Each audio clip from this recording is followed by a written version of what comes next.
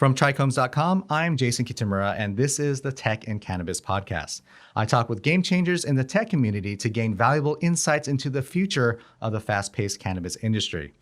Today, we are joined by Jon Lowen, co-founder of Surfside.io, a data analytics company that is positioned to change the game when marketing to cannabis consumers. Surfside has developed algorithms and automated systems that enable their clients to not only optimize sales to existing cannabis buyers, but to potential buyers who may not even know that they'll be a customer.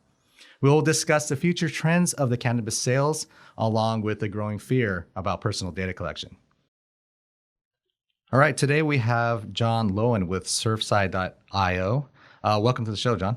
Thanks. Hey, how's it going? Yeah, thanks for coming. So it looks like you are a data analytics, consumer analytics company, but you also provide the marketing services for clients, correct? That's correct. Perfect. I was gonna say we focus a lot more on like the end-to-end planning. So the planning, the execution, and the measurement, and those analytics become kind of core to the decisions we make. Gotcha. I noticed also that right now you have one of your primary verticals being cannabis, but it looks like you're also expanding to other verticals as well. Yep, that's right. Perfect. How long has Surfside been around? So we started in 2018, and we really started to focus on like our last business we had was very much focused on location data and looking at location trends and visitation patterns and defining the consumer. And so in 2018, we started this business really to evolve that concept of being, location was a great indicator of intent and a great signal, but we wanted to start taking on additional attributes of the consumer so we can see more about their profile, more about what was driving a purchase decision, and also get closer to that actual purchase event rather than just looking at kind of retail foot traffic. It was important for us to be able to say, what are they doing online? What other things are they purchasing? And how does that help us inform who we should be targeting, who might be interested in certain products or SKUs, and different ways to more efficiently influence them. And so that was when we started, it was really how can we help either also close that gap, but also get more involved with taking what is we saw a very underutilized asset, which was this first party data, the customer data, and being able to help businesses activate this customer data to make stronger marketing decisions, solely kind of like in that customer acquisition lens.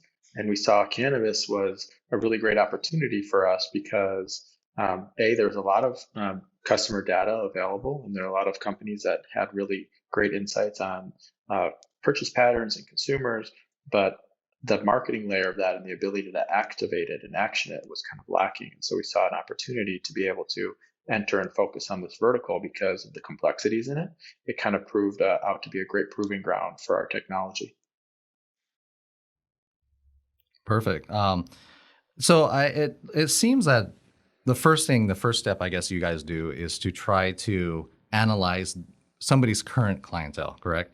So do you do that electronically through, I know you on your website, it looks like you do stuff through like for a dispensary, for example, you have things through their POS to see like their purchase patterns and things like that. But it looks like you go a lot deeper than that, where you're looking at a lot more, I guess, indicators with each consumer. So I guess walk me through kind of that process. I mean, how much do you get from, somebody's current customer base? It really varies. There's a lot of businesses we work with that are brand new. And so they don't really have a lot of insights on who their existing customers are, or they don't have the data collection process or the infrastructure in place where they're really gathering or storing that data where it's usable to us. And so we see a wide spectrum of customers that we work with where they'll rely on the insights that we have on the consumer, or more specifically the cannabis consumer. And then on the flip side, you've got people who want to start utilizing that information. What we say is like your existing customer is the best model for us to be able to find the next customer or your new customers, and being able to kind of start with a little bit of insight on what's going to work, or rather than starting at ground zero, starting at a different level of insight where we know these are the type of people who are buying rather than kind of relying on assumptions that it might be this demographic or this age group or someone with this financial background.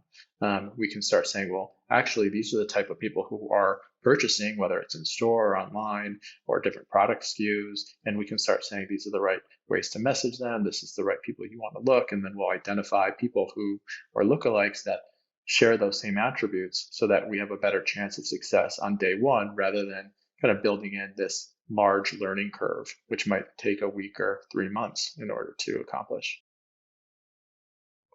Gotcha. So I guess for the listeners out there who are not very tech savvy or marketing savvy, in a nutshell, essentially what you're doing is you're analyzing what their current customers are, or what their current customers could look like or should look like based on data that you have, and then essentially taking that data and then throughout your database or throughout your methods, finding other people that kind of have the same patterns, which would make sense that they could be potential customers. Correct? Yeah, it's like people.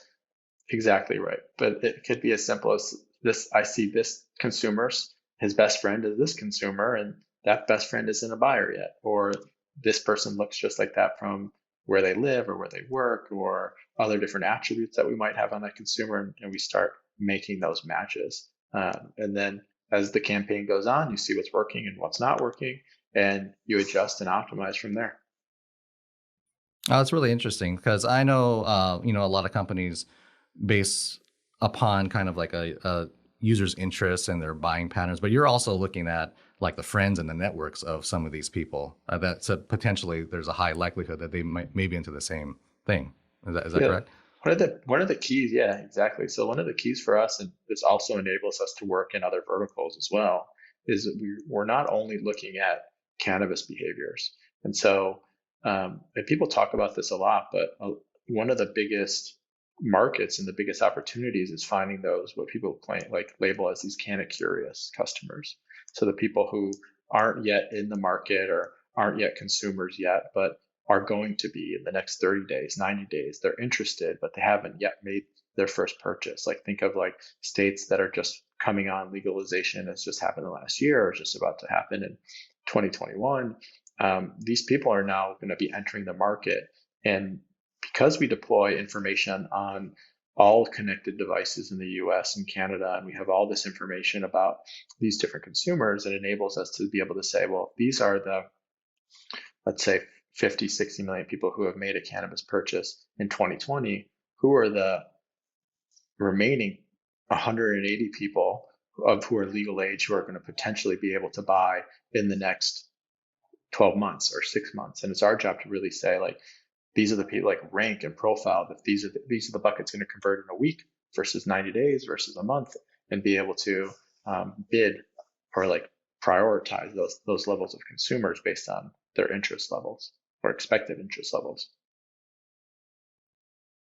Yeah, that's really interesting, especially in the cannabis industry. I mean, I guess just from the data that you're seeing right now, since you guys are collecting so much data, and with legalization, popping up here and there, things changing, what type of trend are you seeing for the next couple of years in cannabis, for consumerization and I guess revenue wise, what do you think you're seeing in the patterns right now? Yeah, so we do a fair amount of. I mean, we get asked this question a lot as well, but I think that even before the pandemic started and it really kind of had its effect in the US in kind of late February, March, we started to see e-commerce as a big trend. Um, since like over that time period, like we've seen e-commerce sales grow 10x, at a minimum.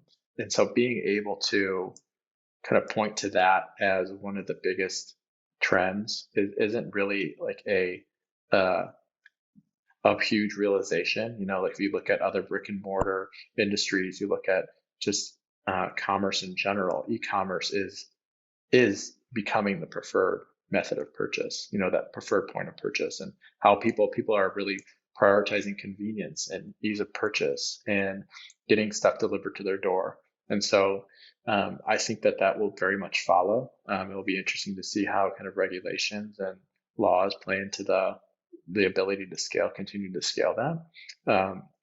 But that's definitely something that we've seen as one of the biggest trends in 2020 that we believe will continue in 2021 is really this push into, and I'll call it convenience rather than specifically e-com, because people really want the ability to do their own research, see what's available in store, and then pre-order and pick it up or get it delivered to them. And so having that level of information and allowing the consumers to do their own education, like rather than relying on the bud tenders to get preferences, and relying on them for their advice, I think is really important. Definitely. And with all this going on right now, since there's a lot of money to be made in the cannabis industry, there's companies that are popping up left and right. And just from my experience of working with companies, a majority of them don't do enough research on their potential customers. They don't have dialed down what you guys have, the data. What would you say, like how much do you think like how important do you think understanding the customer at the level that you guys have the data is for like an upcoming company that's trying to make it in the cannabis space? Yeah, there's so many, like there's a lot of different ways that people tap into the kind of insights and data set that we have access to. And so people are using it for brand development, just overall company business branding, identifying different audiences that they want to focus products on or focus their business on. I think that it is important. A lot of historically, a lot of the businesses, from like a research standpoint and marketing standpoint, they'll rely on kind of surveys and sample groups. It could be a couple hundred people or a couple thousand people. Really, where we differ, and like we see this a lot in marketing today as well, is that people will say, I've done a study and we know that the persona or the audience we want to reach is this archetype, which is this age and this gender and this ethnicity, and then that's 60% of who we want to reach, and 30% is this other group of people, and 10% is this. And so they have these splits of these views of who their customers are, and there's definitely value in that. What we find is that like this idea of micro segmentation is really taken hold in other verticals and other industries, and I think that the cannabis industry would really serve itself well by adopting some of these different tactics, where you can't kind of take a large paintbrush and kind of figure out who your audience is. Your audience might be different, especially as people start to scale nationally. Your audience in California is going to be different than in New Jersey and Louisiana and Florida and Michigan and South Dakota. And so you're going to have these different types of businesses and these different types, or not businesses, but different types of consumers, and different products and brands and messaging is going to resonate with different audiences. And so rather than focusing on who you believe your audience is from this kind of putting them into one bucket, we always say, let's just focus on the people who are buying pre-rolls or buying, different product categories, or buying because of certain desired effects that they're looking to treat, and using this really deterministic insights to drive that understanding. And so kind of reverse engineering it rather than kind of pushing this top down. We like to talk about a bottoms up approach. Gotcha. And I did see that on your guys' website, how you're saying like unchaining them from their data silos, basically. So it's you guys are kind of disrupting the way people are typically kind of going about this process. It sounds like, but I guess for like any business that comes in, I mean, I know it's going to be a tough question to answer, but everybody's scenario is different. But if a company comes in and like say a brand, for example, they don't really have too much marketing campaigns that are kind of catered to the way that you guys are doing it, where you're looking for people who it's a little difficult because you guys have all the data, like like where where people are buying, what they're buying. If somebody utilizes something like this and versus somebody who doesn't, I mean, what type of like increase could you see? I mean, I wouldn't imagine it'd be significant.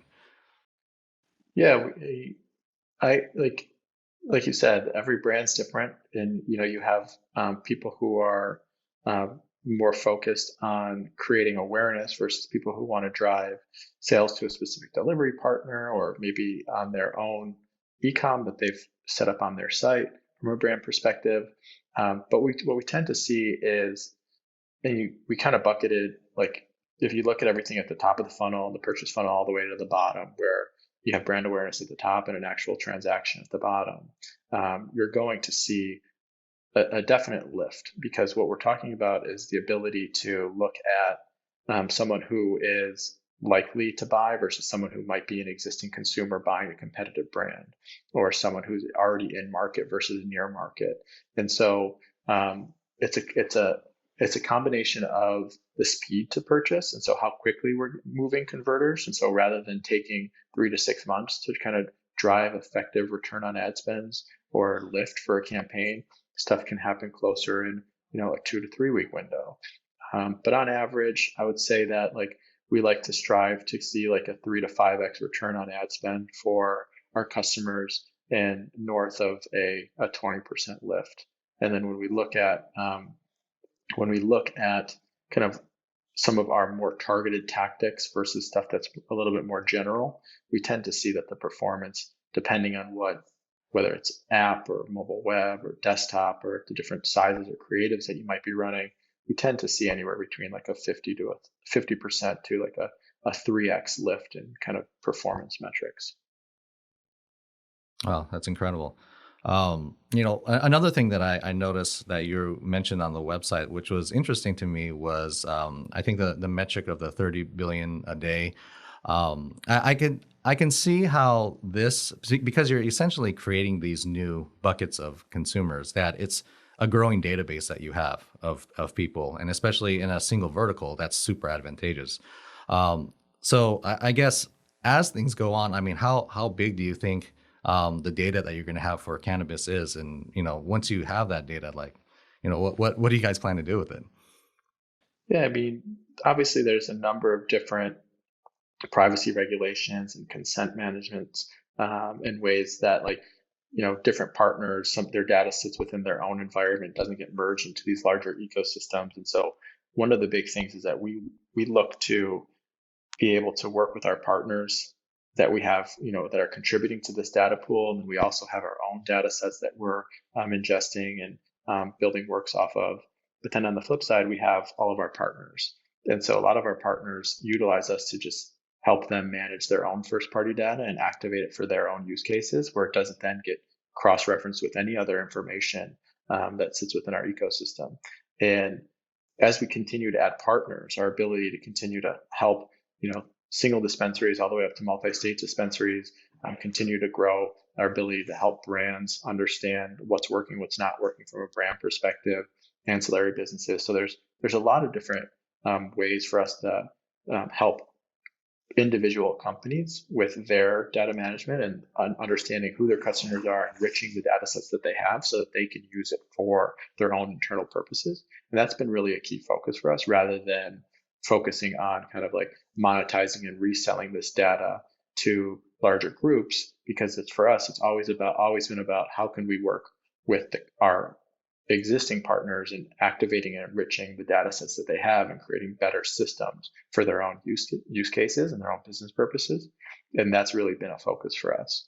But as more and more years go on and more purchases and activity happens, it only makes our data set that much more effective and accurate. And so it doesn't necessarily expand on maybe the use cases, but it definitely helps with the performance.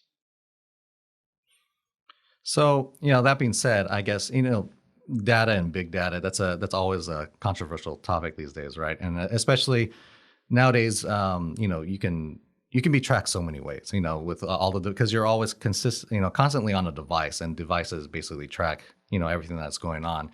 So I guess to the people out there that's, worried that, sometimes the computer understands their habits more than they even understand their own habits. What would you say to them, kind of alleviate it? I mean, I know that, it could be used for bad, but it could be used for good. I mean, so what would you say? What we normally say is that, like, these tools are not meant for individual people. Like, there's people always like, hey, what am I doing today? I'm like, we don't know what you're doing today. Like, it's not our goal to track individuals. It's very much everything's done at aggregate levels. Everyone's anonymized. There's no PII or any personal identifiable information on these people. Um, and what it always comes down to is it's if the internet's if you want these free services and you want to be able to access stuff and not have to pay to subscribe or pay to access information, no, the internet's ad supported. And if you're constantly going to be receiving ads, wouldn't you rather that they're relevant to you? So when people start turning off like location services, or they start turning off third-party cookie tracking, and a lot of that stuff is actually just going away naturally, just with different rules and regulations that are coming in play, at the browser level, at the company's level, app level. But it really it creates a more enjoyable experience. Like I've gone through myself just times where I've had ad blockers and turned my location services off, and you're still going to receive ads. It's just there you still, it's not like they Yeah. go away. You still receive them. It's just they're useless. They're not relevant to me anymore. So I'd rather be reminded of things that that of interest to me and pique my interest, or might be relevant to my purchases and stuff that I might need, rather than receiving stuff that is kind of not relevant to me or not of interest. And so it's really an experience thing. And trust me, it's as soon as that experience that outweighs the kind of the risk, or outweighs that privacy concern, the consumers they control that. So if enough consumers start adding ad blocking and throwing their hands up, then the industry will adjust accordingly. Yeah. No, I mean, I don't know how many times I think that it's creepy that they know what I'm thinking, basically. But other than the flip side, how many times I've actually clicked and purchased, it's actually a convenience factor on the consumer's part as well.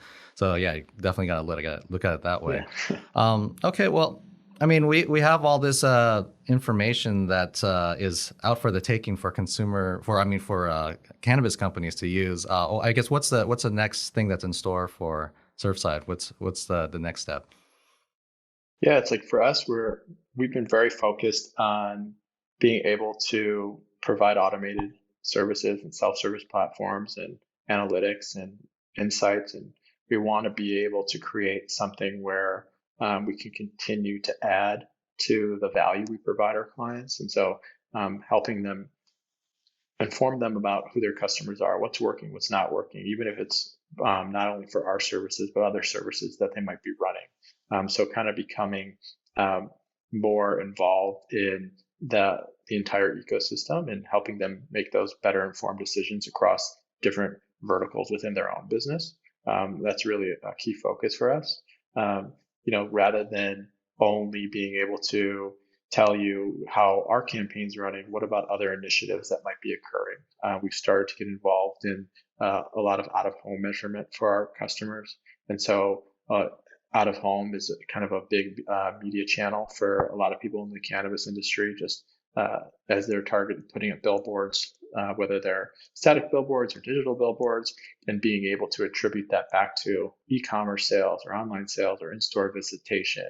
And then how does that correlate to your desktop or mobile or tablet spend, or your any other email marketing or SMS marketing that you may be doing. And so being more of providing that more holistic approach, and helping them with media mix modeling, and being able to make better informed decisions across all those different channels is one of our focuses. That's awesome. Is a lot of your system, like, is it like with the reach out programs and analytics, all automated right now, or do you have a lot of it that's still kind of manually done? Like what do you mean by the reach out? Like our own business So development, or as far as like yeah, how we're reaching consumers? no, for your customers, servicing their customers, how they're doing like their reach out campaigns to like That's the kind all. of the It's all automated. Um, so well, like the systems, as far as advertising to prospective customers and existing customers, we right. run that all programmatically. So um, we've got a lot of different algorithms that kind of help choose what inventory is the best, what consumers are the best to serve certain different goals, and will adjust according to their different KPIs or performance metrics that they're looking to Mhm. achieve. When it comes to kind of the measurement and the reporting, all that's kind of self-service as well. So clients can log into a dashboard and have access to their data and reports. Where we want to see a little bit more automation is the ability to kind of plan So the ability to plan and push audiences to these different mediums, that's where we can start connecting like your different campaigns that you might be running. Is what I was referring to. Perfect. Well, how would you? What's the easiest way to get started with your company? For those who are listening who are running some of these cannabis companies, what's the easiest way or the first step to kind of get involved? Yeah, there's a number of different ways to kind of get your feet wet. Uh, for us, we always recommend, you could like from a reaching us standpoint, you could always shoot us an email, visit our website, reach out via the contact us form or some of the emails that are available on the site.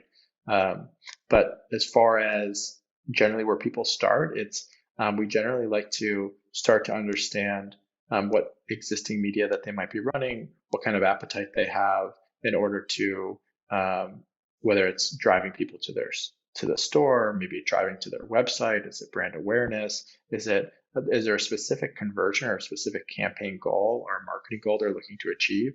And then from there, we have a number of different packages or custom programs that we would design for them. And so starting that conversation is very much kind of that first point and touch off for us.